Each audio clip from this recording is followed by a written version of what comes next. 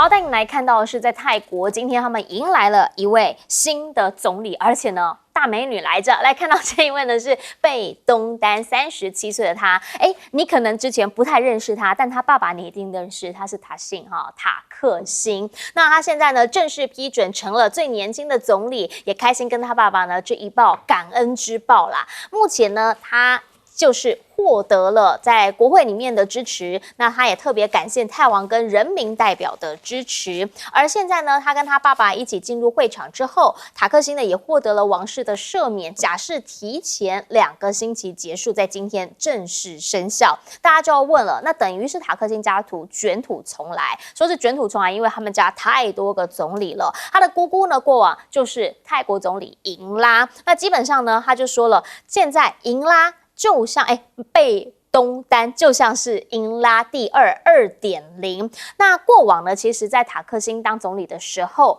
这个贝东丹呢就常常被带在身边，所以其实很多泰国人对他来说并不是太陌生，甚至呢那个时候就已经讲说要把他当成接班人来培养。而当年呢，他的老朋友赛塔去选总理的时候呢，贝东丹是先管党。那现在赛塔下台之后，他就顺利上位，甚至呢，当时有这么一张照片，这非常在国际媒体呢也都非常的知名原因是因为那个时候赛塔他其实还是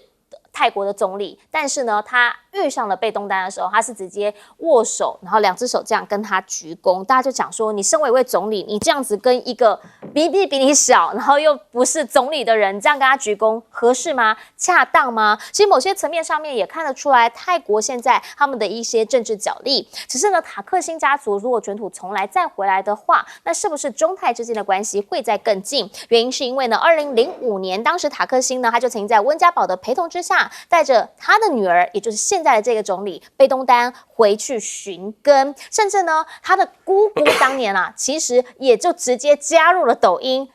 ，1天的时间内吸粉40万，很厉害。来看看画面。你好，สวัสดีค่ะดิฉันขออนุญาตย้ายแอคเคาท์抖音แอคเคาท์เก่ามาอยู่ที่แอคเคาท์ใหม่นี้อย่างเป็นทางการนะคะยังไงก็รบกวนแฟนๆช่วยติดตามข่าวสารแล้วก็ให้กำลังใจดิฉันด้วยนะคะขอบคุณค่ะ谢谢好，其实如果对泰国政治有所研究或者是理解的话，会知道他们家在泰国也是一个蛮大的这个财阀家族啦。那他们一直以来呢，在政治上面都占有一席之地。当年呢，这个英拉他其实离开位置之后，其实也曾经有遭遇到一些政治斗争。那刚开始离开的时候呢，他曾经还在中国这边有再就位，而且呢，他当年刚当上总理的时候，那个过年他就直接带着他的这些政要去到中国驻泰国的领事馆看春晚，说呢，他也身为华人，他要跟节日来送出祝福。而另一个部分呢，则是他第一次的出访非东协以外的国家，第一站他就选在中国，甚至呢，中泰高铁的合作项目呢，这个也是在他当时一个非常重要的里程碑。而且呢，他当时也曾经在泰国洪水泛滥的时候，为受灾的人呢来捐钱捐物，然后求助中国政府，彼此之间从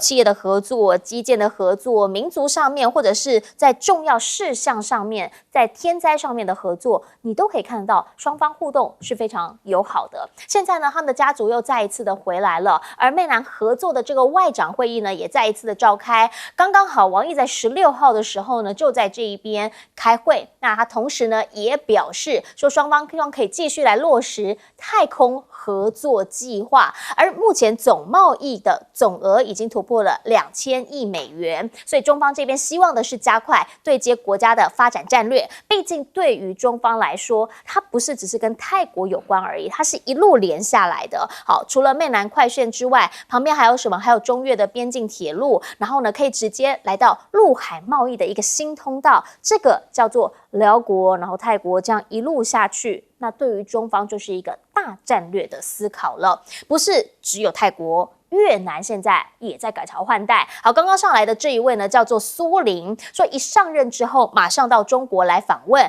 竹子外交的下一个篇章到底会是什么？因为呢，虽然他一上任就赶紧来中方访问，但他的态度、未来的举措还是很重要的。毕竟做的跟说的会一一的被拿来检视。回过头去想要请教一下谢大使，您怎么样来看？好，对于泰国来说，37岁最年轻的女总理啊，很多人都看到之后说，哇，这真的是家族政治的力量。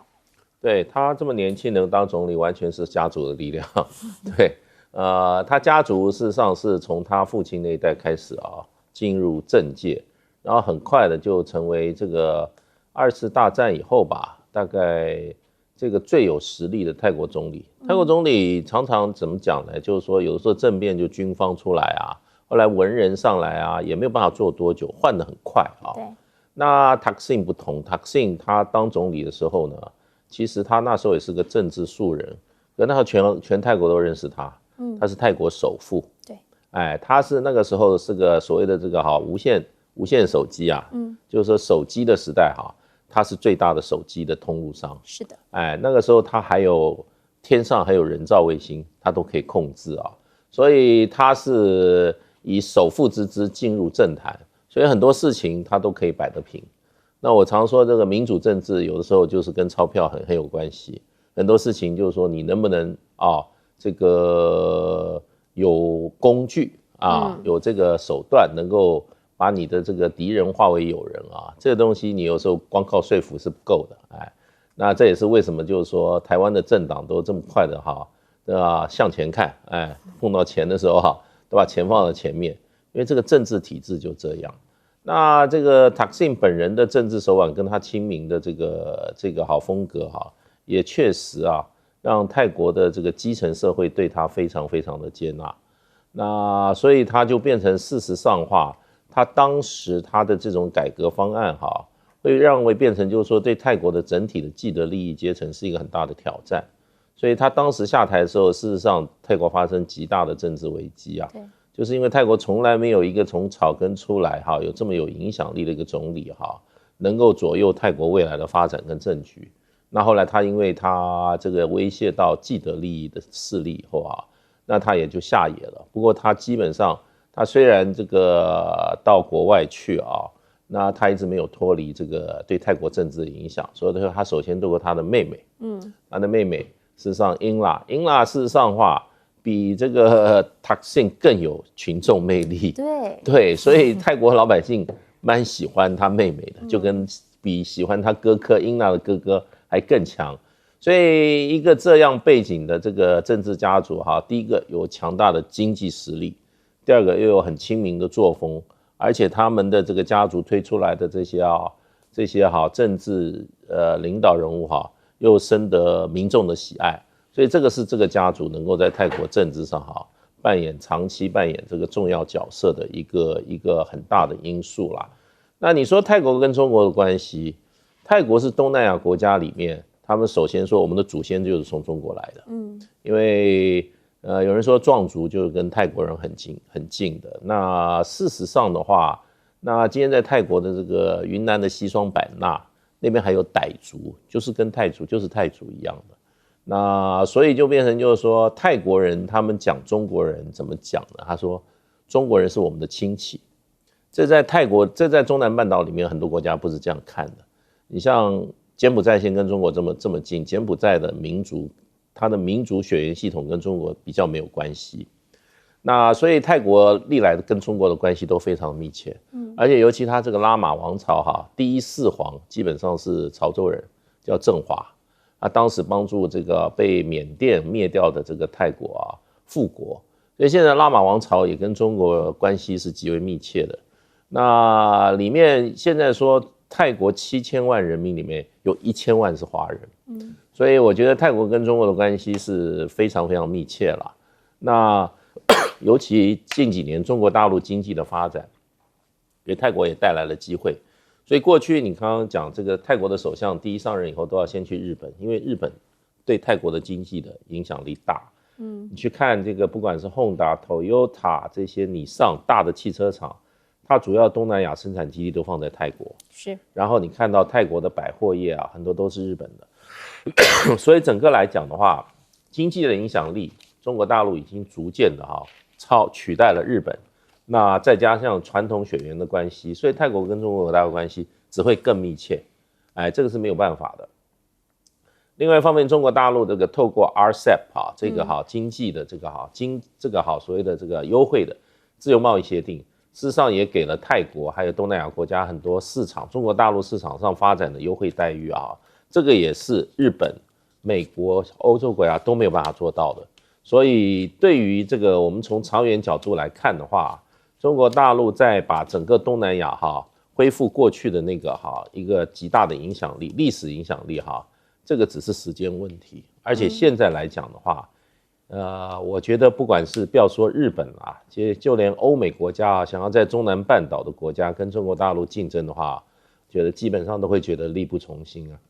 其实呢，在现在整个东协甚至我们必须说，在整个南海附近这些东南亚的国家来说，大中老师，这算是一个比较战略性的思考了。因为泰国即便说他现在换了一个新的总理，但是目标还明确的，因为 Thaksin 家族就是真的跟中方是比较好的嘛。但问题是，其实呢，在整个东南半岛这边，其实可以看得出来啊，它不是只有跟泰国啊，它有跟湄南河国家的这些贸易总额，它一直的常年的在增加。它要做的其实是一个比较像是海上丝路思考的一个大战略了。对，因为其实中国大陆跟这个大部分东南亚国家关系都非常绵密不管是这几年来美中战略竞争已经很激烈、很白热化美国也在多加拉拢或是从奥巴马执政到现在10几年，美国在做的就是想办法这个知起急追想办法能够在政治以外在安全之外，在经贸上、在投资上、在其他领域里面跟这些国家，包括泰国在内，更加的这个拉得更紧。那比如说越南是最好的例子越南的新任领导者苏玲是要在18号到20号对中国进行国事访问。因为苏玲是在8月3号这个确令这个接任他领导人的身份。那中国大陆外交部在8月15号正式这个出访所以可以看出过去一段时间里面有非常绵密的一个中国大陆跟越南之间的一个沟通最后做正式的邀请。那越南基本上外交以这几年来讲也是比较重平衡，也非常的弹性。但这次的出访代表说，苏玲他刚当上总书记跟国家主席之后，第一个出访国家还是具有重大的这个非常重要的这个象征意义。那我觉得中国大陆是非常重视跟越南的关系有阮富仲他的这个丧礼7月份的时候也看得很清楚当时是习近平亲自到这个越南驻这个中国大陆的大使馆。然后呢，也派遣了这个国内排行第4的正国级领导者这个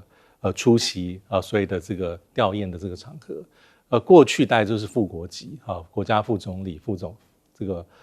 或是副总理副主席。那我觉得代表说他非常看重跟越南关系。那大家也不要忘记，去年12月份的时候，当时习近平不是还特别出访越南吗？也是一个重要的国事访问，而且当时是深化这个中越的全面战略合作伙伴关系，而且当时用的一个字眼叫做中越命运共同体。因为我们知道说，过去越南对于虽然跟中国大陆关系不差，但是对命运共同体这个字眼是比较保留的因为它可能代表说我跟你在所有的议题上没有歧见，对是都在挂钩在一起，立场非常一致，但最后在某种程度上是接受。这也代表说越南跟中国大陆的关系。但是我们也知道说，阮富仲下来之后的苏玲，我觉得他的外交基本上也不会跟美国走太远因为他也有可能苏玲也有可能9月份也一样利用去联合国大会开议出席联大总辩论，也可能去美国进行访问，也可能会进拜登。所以平衡战略应该是未来越南的一个方向。意思是说，他不见得会像现在的菲律宾很多议题跟中国大陆唱反调，尤其南海，但他会保持一个比较对自己恰到好处的策略，但尤其在经贸投资上会跟中国大陆走得很近，包括高铁的合作。珠子外交继续的在左右当中摇摆，但是不会断。请教一下彬哥怎么看？其实这个贝东丹是他们家族有第4位总理其实这表示他们家族在泰国的势力当然是非常雄厚。那他们的家族其实向来是比较亲中的，所以这个对中国大陆来讲当然是非常欢迎的一个现象。那实际上泰国这几年跟中国大陆的合作越来越加强，他们基本上在7月的时候大概已经拍板，终于决定已经延宕了10多年要跟中国大陆采购潜舰的案子，大概应该是没问题的。那这个潜舰案其实是不可小觑，因为它不是单纯买潜舰而已，他还授权中国大陆在那个梭陶邑这个地方帮他新建一个潜舰基地，因为上一次泰国有潜舰已经是1950年代的事，所以他们对潜舰方面的整个作业是非常陌生的，所以他必须要中国大陆帮他建一个潜舰基地，然后帮他做一些相关的维护保养。所以很多人认为中国大陆不是只卖潜舰出去而已，实际上是他等于在泰国又获得了一个潜舰维护基地。那这个对美国来讲当然是个坏消息，因为泰国跟中国大陆走得越近，那对美国的所谓的印太战略就越糟糕越不利。那实际上美国的印太战略现在看起来几乎等于是破产，因为印太战略中的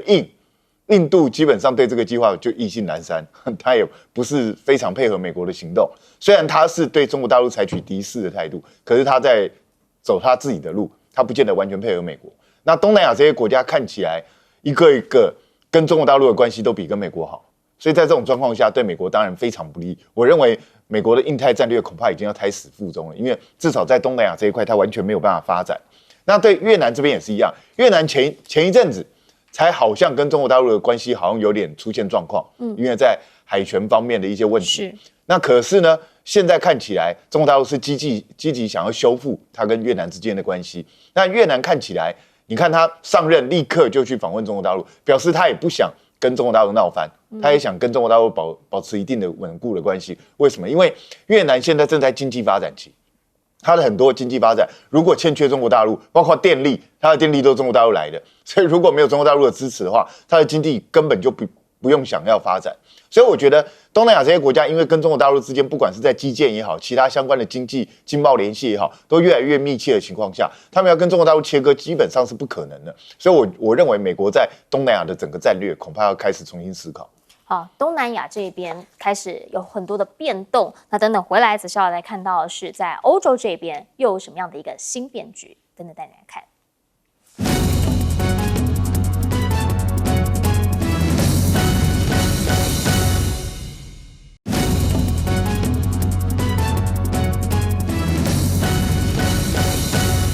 要带你看到的是在法国现在发生了3天里头3起空难意外，3架飞机掉下来，这发生什么事情？这个是法国他们在做航展，那在表演的时候呢，直接看画面，这架飞机呢竟然就直接俯冲，但是呢就下一秒进到了海里头。那当然因为这在航展上面，大家都会想说这到底发生了什么事情。2天前呢，2架战风飙风战机呢才直接在空中相撞，造成2位飞行员的事故。3天内3架军机出事，欧洲现在呢是不是要好好的注意一下他们的军事力量？好，原因是因为呢，其实现在还有场战争持续在打，俄乌战争目前打到哪里？库尔斯克战斗持续当中。今年的5月28号，马克宏拜会肖兹的时候就已经有讲了，说有允许乌克兰对俄罗斯的境内目标进行源头打击，才能够帮助他们保卫国土。那个时候肖兹是说好啊，可是现在呢，如果真的再继续打下去的话，他们打算要对乌克兰的军援提出了削减，原因就是俄罗斯不欢喜呀啦。因为你看看来到库尔斯克这一边呢，有记者，意大利的记者进去采访。俄罗斯这里的外交部马上就讲，这个叫做非法越境，甚至呢召见了意大利驻莫斯科的大使强烈抗议。然后之后呢，这个意大利记者直接的要返国。目前在俄乌前线的状态是什么？就是俄军呢不是说把乌东这边的人统统叫回来了，要力抗这一波的吗？那目前传出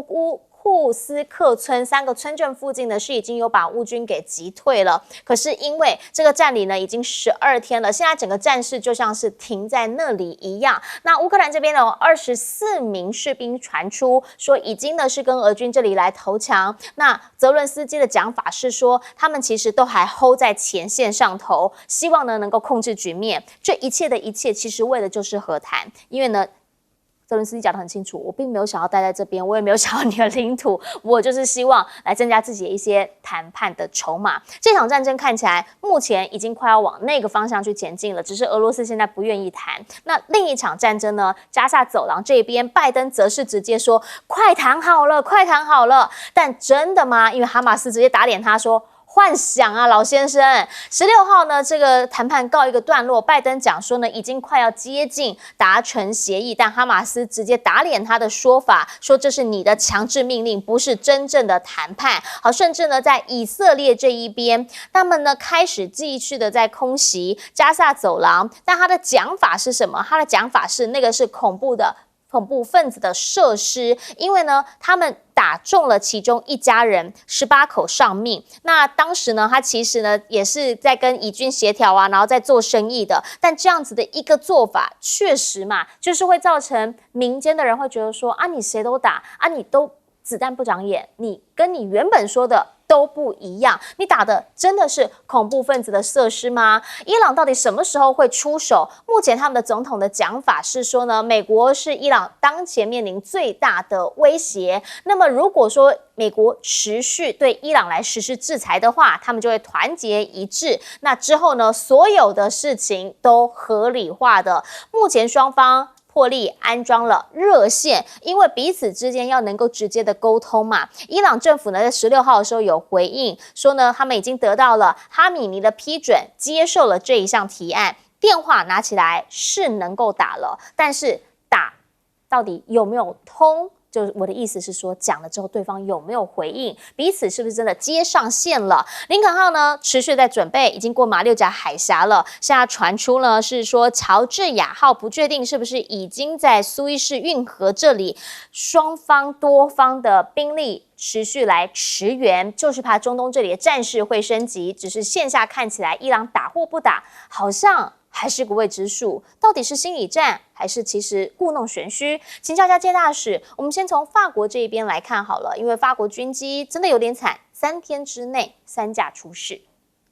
这次在这个航空展里面会14号就破除一些想法，就是说前14号这个坠机的2个飞机啊，是外国飞行员在试飞的，因为标风是一个外销型的战斗机啦。那很多国家都跟他买战斗机，对。那买战斗机的时候，你就要把你飞行员送到那边去受训啊。有人在猜是不是印度飞行员飞的，那当然都无从证实。法国方面给予的消息都蛮少的，这些军事的这些意外的话，各国都是比较保密的啊。所以这一次的话，就可以看出来，就是说这个你说如果说要猜是外国飞行员导致的这次失事的话，可能性就不高了。那是不是这个飞机本身有问题呢？我觉得它如果再继续摔下去的话，它的下场就会跟那个波音公司一样了。大家对这种飞机就没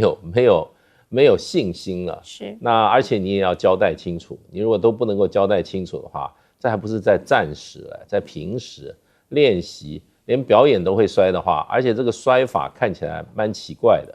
应该不是这个飞行员的什么操纵的措施的问题，看起来好像是飞机的状况有问题啊。所以这个对法国来讲，我觉得是他们这个军火工业的一个怎么讲，一个危机吧。他们必须要把这个外销的强项能够为什么一直发生意外坠机事件的话，要有一个合理的说法，要不然一定会造成他的买家的怀疑，甚至会造他的销售的减少了。那不管今天乌克兰怎么样，还是这个以色列怎么样，你看美国都扮演关键性角色，所以这个他可以控制这场战争，也可以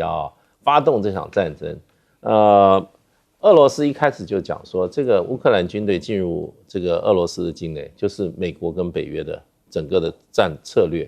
略之一啦。那不过现在这个10几天下来的话，事实上刚开始进展很快，你看的是很快，可是它的纵深并没有拉得那么快。因为它那个我们看地图上，事实上它那个1000多平方公里土地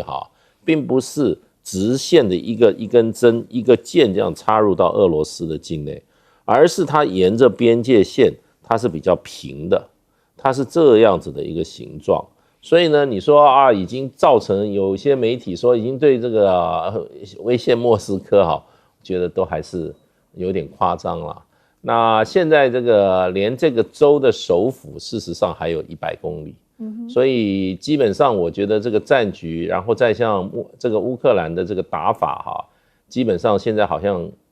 它的进攻的这个趋势也比较晚了。我听一些分析就讲说，是乌克兰这次打法完全是北约的打法，它不是大军队的调度，然后一个主力往前冲，它是小股的力量，然后呢一直在一个不同的面向一直往前推，所以才不会说是一支军队这样子在这个一条线上，它是以奔向莫斯科为目标的这样的一个打法。那一直就像这样往前推，不是这样打法，而是它沿着边界线的一个线、一个面的往前推，而且呢，它的推动的往前的力量，通通都是小股的军力，而不是大股的军力，也就不会造成大规模的让俄罗斯找到一个会战的地点。那所以他才走得这么快，可是现在他就停在那里了。那问题就是说，好像俄罗斯对于这个进入到他境内的乌军，并没有当作一个很严重的一个军事状况，因为什么？俄罗斯在东部战线跟乌克兰这个传统的战线上它加强了攻击的力道，而最近有几个重要的重镇都已经面临被攻陷，乌克兰的这个阵地都有面临被攻陷的这样子的一个情况，所以并没有产生这个所谓造成威力，造成俄军转移兵力的这个行动，所以可能这一场这个孤军深入的这个乌军很可能到最后会面临难以为继的这样子一个情况。是。那我想请教一下大钟老师怎么样来看？原因是因为呢，在美伊这一块，我们也很想知道热线的电话是装上去，这有用没用啊？我一直认为说美伊还是有至少一些私下或间接的沟通管道啊，但是我们可以看这一次伊朗的一般视为是比较温和派啊，或是甚至改革派的总统，他的发言的重点是，他认为说美国还是伊朗最重要的一个威胁。对，他里面特别提到的是国际制裁。还有美国所发动的制裁，我觉得这是目前伊朗最在乎的一个议题的核心所以我们可以看到，从川普就任之后，第一个是把这个伊朗这个核协议在奥巴马任内视为是他外交上最大的建树之一的，说我不要，因为这可能不利于美国，或是这个是伊朗不是真心诚意，以色列会有重大的危险。但是这就是伊朗所最关心的，因为他被国际孤立制裁，各式各样的，从财政到军火到一般的这种经济上的制裁。那这一次我们可以看到8月15号不是谈了吗？事前就预告，那谈了之后，其实外界并不太知道里面到底谈得如何。对，我们只能从双方各自的喊话里面，拜登说差不多了，再一步就可以达到最后的这个终局方案。但是哈马斯马上跳进来说，就是有点吐槽，说没有啊，这个还早得很。你应该是想办法去约束以色列，让以色列去同意他之前所承诺的东西，所以外界其实不得而知。所以最后我觉得球还是掌握在伊朗的手上。那伊朗从现在我们一直在帮他数时间，从731到现在1个礼拜10天、12天、14天，超过2个多礼拜了，到底要不要报复？到目前为止不知道。所以某种程度而言，这也可能是伊朗把它视为是也是一样是一种谈判的筹码。如果他公开讲的地方是说假设要我不攻击，唯一的东西就是在以哈和谈上要能够达到我所达到的。但是既然伊朗总统今天特别提到美国对伊朗制裁，我觉得这也可能是伊朗所不言而喻的他真正所在意的事情。所以这些事情我觉得都是牵动战争、政治还有各国之间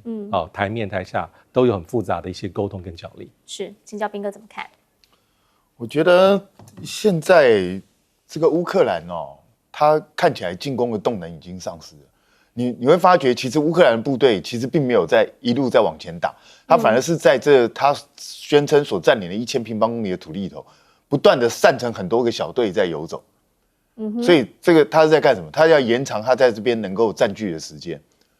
那问题是他的战略目的没有达到，因为本来他们的战略目的就是希望他攻击库斯克这个地方的时候，这个俄罗斯人会分兵，减轻对乌东这边对乌克兰的压力，然后把军队转移到这个地方来。显然普丁没有做这个调动，他还是持续在乌东进行进攻。所以这就给乌克兰现在出现一个难题，也就是他在库斯克这个地方到底要留多久？因为他如果持续留下去的话，伤亡一定会越来越大，损失一定越来越重，而且你乌东这边会得不到增援。所以这个对他们来讲是一个非常麻烦的一个状况。好，看美国要抗中各种的，包括军事部署，不管在菲律宾，或者是这个最新消息传出来，全球首座的无人机空战中心上舰，布希号明年要测试了，所以美国海军所公布的林肯号搭载的模型现在进行初步的测试，明年开始布希号就可能准备要正式在做海上的试验。但为什么这个无人机的概念，本来美国的政策上面是说想要全面禁止中国大陆的大疆无人机啊，结果呢马上就引起了很多的抗议因为民间几乎完全没有办法接受，因为不管是山地救援或者是警察局、农户，太多人在使用又便宜又好用、性能又好的无人机，跟美国比起来差很多，所以有办法全面的把中国制的无人机赶出美国市场吗？看起来在抗议声中很难。而川普呢，在最近的选战里头看起来蛮焦虑的动不动在大选的公开场合里面是用人身攻击一样，跟他过去攻击拜登的概念一样，在攻击他的对手贺锦丽。那抗中抗了半天，问题是川普娃娃也被爆料发现，哇，也是 Made in China， 全部从中国来进口，那尴尬了，还要抗中吗？还有一个拜登现在现任在任内跟日本跟韩国又再度举行了一次会议，而且是在纪念大卫营峰会周年的场合。这3位美日韩的领袖再度同框，像过去的画面一样。那同时联合声明代表的这个是从8月18号当选之后，3位拜登岸田文雄跟尹锡悦的影响力，携手对抗中国日益增强的力量。他们告诉大家，声明里面有一句，这个是历史性的见证的一刻，但的确也真的成为历史了啦，因为拜登跟岸田文雄都将成为历史。这种最新的民调里面，尹锡悦的民调是62.2%的不满意度，韩国还撑不撑得住还不知道尹锡悦未来的位置。但自民党现在已经在岸田文雄宣布不连任竞逐之后呢，已经有10个人选之多跳出来说，我准备要来竞争。其中现在媒体里面报道说，呼声最高的是青壮派喊世代交替的小林英之，那么还有日本外相上川阳子也说，都已经告诉这个岸田文雄我要去选自民党的总裁等等。当然林芳正现在被日本媒体认为是最有可能延续首相路线的最佳人选，不过河野太郎也是当然台湾这里一直传出来像是这个破这个莫木敏松，那对不起石破茂了，抱歉，石破茂到台湾来，哇，被高度的接待。那赖清德总统以这个即将未来首相的这样姿态在接待他，但事实上现在在国内里面认为石破茂能够连任接任的机会非常的低，但是跟中国的关系却停滞北韩的关系也是关系很差，包括了绑架问题都没有办法进一步解决，风险仍然高的情况之下，日美盘点岸田外交留下来的问题更多了，包括对中国的态度，包括了石破茂被视为国安的强硬派，未来可能会更加剧中日之间的关系，所以对于中国的态度跟立场，却也是接下来成为自民党这个走向可能性被评估的关键因素。所以日本政府也拟上修老年的定义到75岁才是高龄，退休年龄要延后的时候，当然引起了很多民众的反弹，要让大家工作到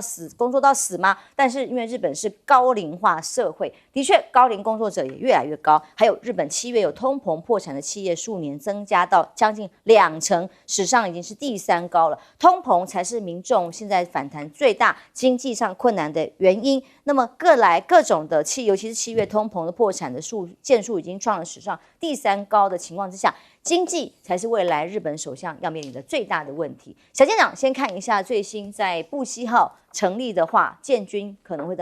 造成的中美对抗的影响。我们如果说看我手上的这张手板因为没有手板，实在不知道在讲什么我们看到这就是布希号，它上面放的这个 MQ-25的这种无人机这个无人机呢，其实当初研发出来并不是为了空中加油使用，但是现在说它只为了空中加油使用，而且它的主要的加油对象是这个 E-2D 或者是空中预警机，或者是它加油的对象针对的呢，也就是说还有的各型的战机那他们讲的这么高大上就各种厉害其实呢它没有我们看看它的操控台，它也不过也就是把我们一般的地面操控台呢缩小一点，然后呢不是有那种固定性的 console， 而是就是固定性的控制台啊，它直接使用这么多的一个萤幕，然后再直接在航空母舰上架上这样的一个我们讲的地面控制站啊。我们这样子来看啊，好像美军已经直接跨入无人机的这样一个领域了，但是其实并没有啊。为什么这么说啊？因为只要有用过美国无人机的，都说很烂啊，那也没有什么高大上啊。这件事情不是小舰长说了算了，是谁说的？这个是华尔街日报说的。他说啊，他其实访问了非常多的这一个乌克兰前线的官兵啊。他说，其实这个第一个很贵啊，然后第二个经常故障，这个情形到底是为了什么啊？那因为啊，其实美军的这种所有的发展，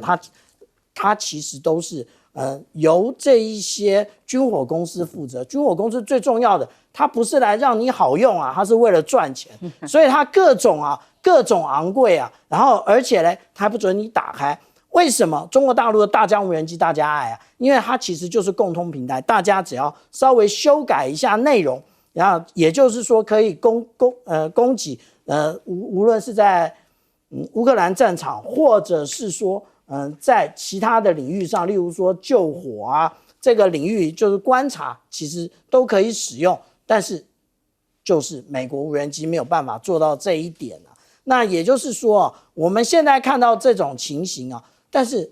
其实马上啊076的这一个无人机的航空母舰啊，也即将快要完成了，因为它的船段已经组合完毕了，它才是真正的所谓的无人机航空母舰。那个时候我们再来看看它带上攻击11，这个真正才是前置攻击的利器。周老师怎么看哦？日本现在首相的选举大战啊，有10个人要竞逐，但会不会影响接下来包括美日韩3国战队的这样联盟关系？好，第一个我们先看这个到底它的这个影响就是说到底哪些人比较可能。如果你就日本它的这个就是自民党内的派阀的这个力量对比来看，当然目前看起来最高的是这个河野太郎，因为河野太郎他基本上是这个安倍派，安倍派是这个整个自民党内最大的派系，但是他因为他的父亲这个河野洋平又是所谓麻生派的这个前辈，所以说这个他又能够跟麻生有很好的关系，而麻生是自民党内是第2大派系，所以就麻生加上安倍可以让河野太郎能够当选。那第2个可能性，当然人家讲到了茂木，因为茂木敏充他这个茂木派，他本身也有一个派系，大概是第3大的这个派系所以大概现在讲的是他们2位是最有可能。至于今天出来的这个小林英之因为大家之前没有人注意到说他有可能会跳出来不过他是属于这个2阶派。2阶派呢，在自民党内算是一个比较小的派系，但是它会影响到这个它会影响到石破茂，因为原来2阶派是支持石破茂的，原来2阶派跟森山派还有一些无党的无派阀的这些自民党的国会议员是支持这个石破茂的，所以小林英之有可能会影响到这个2阶派对于这个石破茂的支持。当然2阶派也是一个比较特殊的派系，因为他的这个派阀的领袖就是这个2阶俊博，其实是自民党内最大的亲中派所以这个看起来年轻的一代好像对中国大陆态度比较强硬，可是他的派系属性呢，却又是比较亲中，这个是另外一个值得观察。至于上川洋子跟林芳正都算是岸田派的，可是呢，林芳正他面临到的一个挑战是什么？就是说，因为他跟安倍呢其实是同一个选区的，所以他跟安倍的关系是很不好的。那因此他会不会受到这个安倍派的掣肘？我觉得这个是他要竞选的话会碰到一个比较大的一个挑战。那另外一个当然就是岸田派本身他的这个派阀还是比较小，在自民党内里头算是排是第4。那当然回来讲就是就是这个石破茂还是有他的优势，因为石破茂是一个非传统的自民党政治人物，他非常敢于面对面的这个接受挑战，讲话非常的直接，非常的犀利。因为自民党的政治人物通常都是讲话四平八稳然后比较谨慎然后也就是永远保留空间。可是石破茂不是，他就敢于去挑战别人的这个看法，敢于对这种非常敏感的问题，包括美国的问题，包括这个韩国的问题，这些他都敢于去讲得非常直白。所以他其实跟安倍在之前关系不是那么好也是因为他敢于去挑战安倍。那他们对美国的关系比较特殊，就是说，如果是河野跟茂木，其实他们跟美国的关系都非常好。因为茂木呢，他过去就是这个一手促成这个美国跟日本的这个贸易协定，而河野当过外长跟防长，特别是这2人都是在美国的这个名校毕业的，所以他们跟美国有很绵密的关系。反而是这个石破茂呢，他其实是有一点点以美论了。他的以美论就是说，日本当然应该承担更多的责任，而且要上调他的国防支出，但是日本也希望美国对日本有更明确的承诺。他反而是一个比较不一样的人，也就是说他是一个去敢于把这些表象之下的这些对于日本来说，对日本利益来说更关心日本人更需要关心的问题，敢于把它揭发出来。所以相对来说，他如果碰到川普，那就会是一个比较大的一个，就可能难免会有一些摩擦、火花。对对，难免会有一些火花。好，所以我觉得这3个，我觉得反而是对这个美国的态度是比较有趣的。文明姐，刚才这个左老师的分析，当然他非常的深入了不过我觉得也很有意思的是说，日本在这个时候呢要换总理难免呢大家会有想到说，是不是整个世界的这个倾向？那今天刚好你们讲的几个人呢，没有把那个年轻的还没有50岁的小林英之的照片弄出来，我给大家看一下如果以颜值来说的话呢，他确实有一点优势。好，那我为什么会特别提到这个呢？因为很简单，除了他的那个派阀政治，刚才为什么刚才周老师讲的非常重要？因为第一个，他这个是内阁制的国家，他们是等于是党内自己推派。推派出来，这个有点像英国的那个首相推举，就他们那个谁执政了的，拿到这个国会多数，那他们就是自己推派领袖。那他们的规定是呢，每一个有意思要选总理的人呢，必须要拿到20张推荐的这个票。好，那今天为什么会小林英之突然被讨论？因为听说他20张票，至少看到新闻的报道，他20张票已经稳固了。好，已经有了20张，对，有了。那像那个女的外相上川洋子呢，她也赶快去跟那个女性政治议员联盟就说我们都身为女性，你赶快支持我。那所以我觉得对这一次的自民党选举来讲，它当然创纪录的。如果真的出来10个人选呢，这创纪录。可它的好处是说，至少大家对很城府的那个自民党的形象呢，当然有帮助。因为自民党大家不要忘了，为什么这个那个原来的岸田文雄他不要连任？因为他们自己爆发很多丑闻呐，这个里头有政治现金丑闻什么，就是日本人觉得真的受够了。所以这个时候呢，如果他有年轻的不到50岁的人出来参选或者是女性日本的政治人物呢，在女性这个方面被打压的非常的厉害，所以如果有女性出来挑战这个总理的一途呢，我觉得对日本来讲呢，政治上来讲，大家至少觉得有一种新的刺激力。不过在他这个政治结构里面，当然最后还是讲实力啦，但是有这样的一个过程倒是不错。那我比较想谈的就是说，那个拜登就是他们在那个纪念大卫营峰会周年美日韩发表这个联合声明我觉得这个真的可能应该是说，日本的岸田文雄还有韩国的尹锡悦呢，等于最后送拜登的一个临别礼物了因为感觉上呢，谁会再看重你们的这个周年的声明呢？对不对？拜登已经退选了，绝对不会再任美国总统。然后岸田文雄9月就已经不再连任了。然后尹锡悦呢，因为他们韩国的制度呢，他是只能做1任的然后再加上他现在这个不满意度、不支持度已经高到62.2%。所以你要世界很去关注他们发表的这个声明呢，确实很难。但是我觉得从拜登的角度来讲我觉得有国际的领袖，然后愿意在这个时候呢肯定一下他在任的一些外交作为呢，我觉得也算是在他卸任前给他送一个暖吧。来看看中东局势，不是说加萨走廊，美国说已经和平协议要签了吗？和平在望了吗？结果我们又看到最新消息，以色列又袭击了加萨中部。黎巴嫩这里造成了27人的死亡。我们看到画面哦，可以看到这个轰炸其实是还蛮严峻的，直接用空袭的方式，造成了包括婴儿在内有一家18口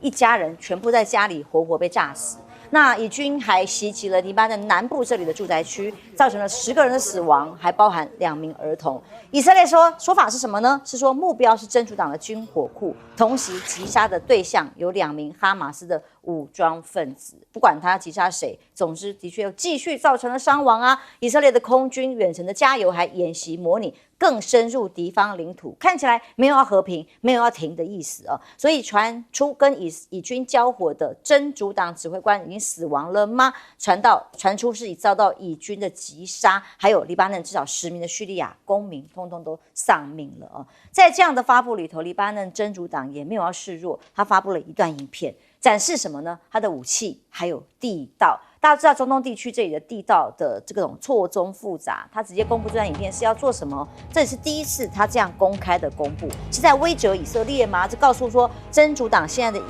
影响力，我们的武器没有要输给你的意思，甚至更把地下导弹的仓库用来打击以色列的可能性做个展示吗？告诉大家现在要回击还是要和平？因为明明是拜登说的啊，拜登公开的告诉大家说，加萨停火马上就要接近完成咯，快要进行到最后阶段了。因为15、16号的2天的协议提出了条件给哈马斯，哈马斯其实单方面是不愿意接受的，认为不管是以色列去驻军啊，或各种的条件，17号再谈一次，拜登说应该就可以成了，但哈马斯却反驳这是幻想。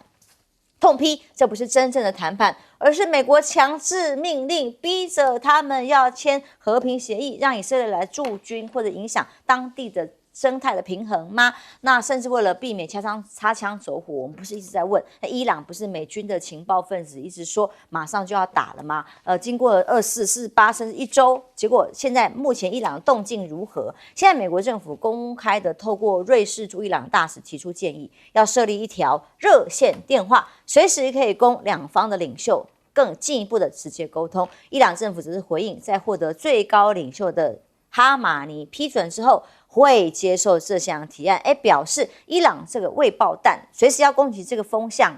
暂时可以获得缓解吗？但中东这里已经不停的有美方的军力投入到这里，包括林肯号过了马六甲海峡，预计到接替罗斯福号到当地来做进驻，代表威慑的力量。而另外卡尔文森号也结束了环太平洋演习，要返回圣地亚哥。所以中东这里的和平真的可以期待吗？有没有会再扩大更多的可能性？俄乌战事的部分，我们看到因为泽连斯基下令嘛，往俄罗斯打。那目前进到了俄罗斯境内的这个库斯克州这里加固阵地，很多的像我们昨天的很多名嘴的分析都认为，其中这个阵地的控制其实只会造成更大的后防的空虚，那事实上却没有得到足够的利益，甚至会让这群精兵啊反而困在俄罗斯当地。那现在俄罗斯方面宣称呢，乌军的计划是要干嘛？要打核电厂。那这是俄罗斯国防部正式的表示，如果你胆敢攻击的话，将会做出严厉的回应。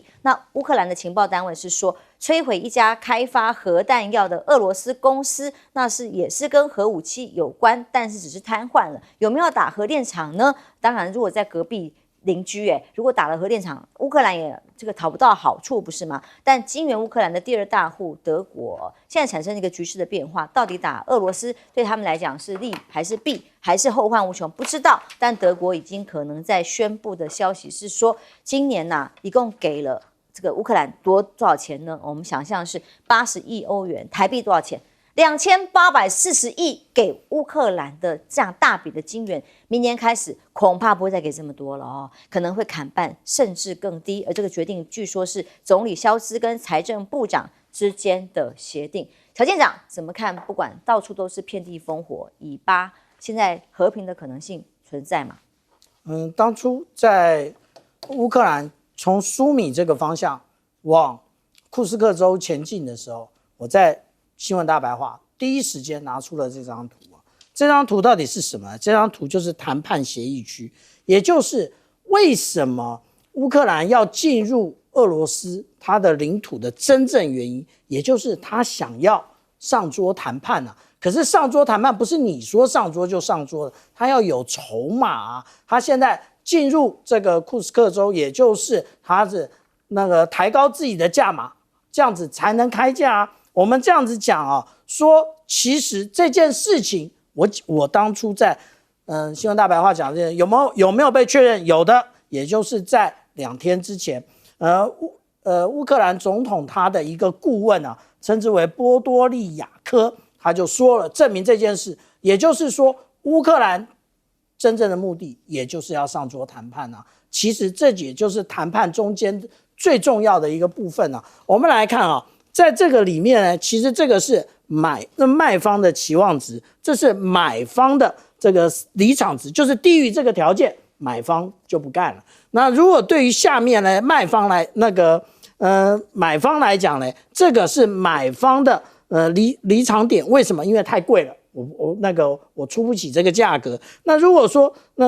最好呢，能在这个价格就低价格来买。那我们来看这个在俄乌战场，甚至我们马上要推进讲的这一个有关于以色列跟巴勒斯坦之间的谈判，或者是伊朗之间的谈判，其实也是这个样子。我们来看啊，对于俄罗斯来讲，俄罗斯它的期望值在哪里？它的期望值在，也就是维持现在它的占领，也就是无论是克里米亚，无论是顿巴斯地区，它都想要保持这2个地区的缓冲区。缓冲区这个问题也从库斯克州的这一个被乌克兰进犯得到了验证，也就是如果没有缓冲区的存在的话，其实北约随时可以打到莫斯科的这个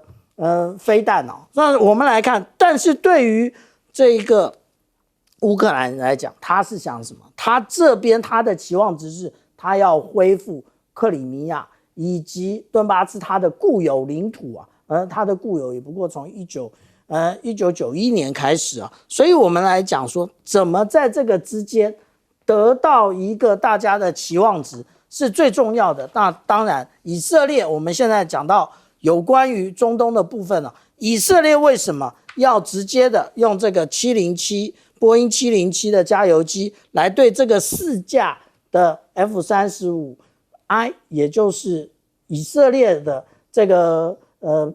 F-35来进行空中加油，但是它旁边这里还有打击鹰啊 F-15， 为什么？它也就是要震慑这个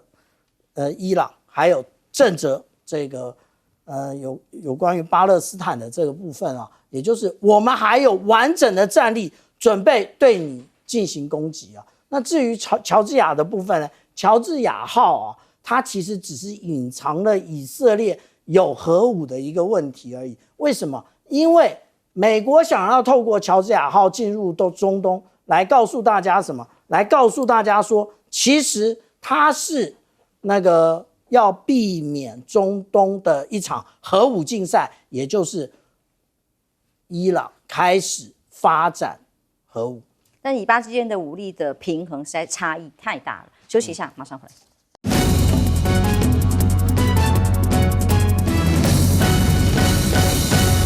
和平协议进行中，但不一定如拜登所愿。你看，以色列对于加萨走廊的轰炸一点都没有手软。好，这个的确哈，因为很多人都认为说，其实纳坦雅胡政府，纳坦雅胡本人是不希望战争结束的啊，战争对他是有利的。当然，你也可以说，他这个也是在向这个哈马斯施压了。但当然，最头痛的可能还是拜登，因为拜登现在是对于这个和平协议有停火的协议有非常高的期望啊。那除了就是说跟伊朗之间设立这个热线之外，我们也看到就是说，现在他已经说了接着的这个礼拜，他们要在这个埃及重启谈判。那当然，他很期望就是说，在这个礼拜呢就能够谈出结果来。现在这个以色列已经有2个团队，一个团队继续留在多哈，另外一个团队已经到了这个开罗去，就是要为后续的这个谈判来做准备。那同时呢，这个哈马斯呢也放话了，就是说，哎呀，美国还是在支持以色列，还是在这个替以色列增加这个谈这个协议的这个困难性，然后他也还是说这个一定要以色列完全从这个加萨撤军，但整体来讲他也没有要离开谈判，所以现在看起来谈判有成果的这个谈判有结果的期望，可能性是不小的哦。那特别是现在卡达跟埃及看起来，因为他们说这个过去这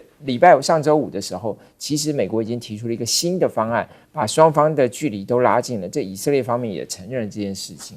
好，那当然关键是一个是哈马斯最后能不能接受，以色列会不会破坏，另外一个就是伊朗的态度。事实上，伊朗的这个目前的情况是什么？因为伊朗真的要拿出一个能够让伊朗能够有台阶下，然后又不会让这个战争继续扩大的方案，其实是不容易的。所以从伊朗的角度来说，他当然也希望这个谈判有点成果，然后呢，他也可以就是顺势而为就下来呢，或者是那当然他不可能完全不反击，但是他可能就是只是针对伊朗内部或者在伊拉克、以色列的这些特工组织进行反击。那这个当然是伊朗最希望的一个结果，但是不是真的能够谈成结果，对于美国来说真的是非常着急，因为学校马上就要开学了。如果不能在开学之前把这个事情有一个结果，万一学生在这个出来抗议，那可能对于拜登对贺锦丽的选情就会带来很大的这个影响。休息一下，马上回来。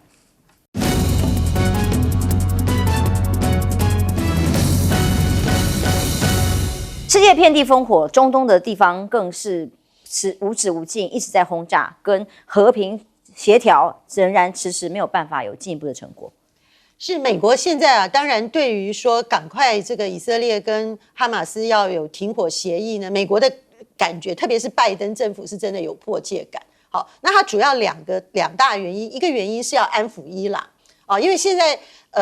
伊朗呢最新说不要发动报复性攻击的一个条件，就是说如果和平协议有接下来，那可能就不会发展成一个全面性的中东战争。各位可以想见，如果在距美国总统大选投票剩下80几天的时候，整个中东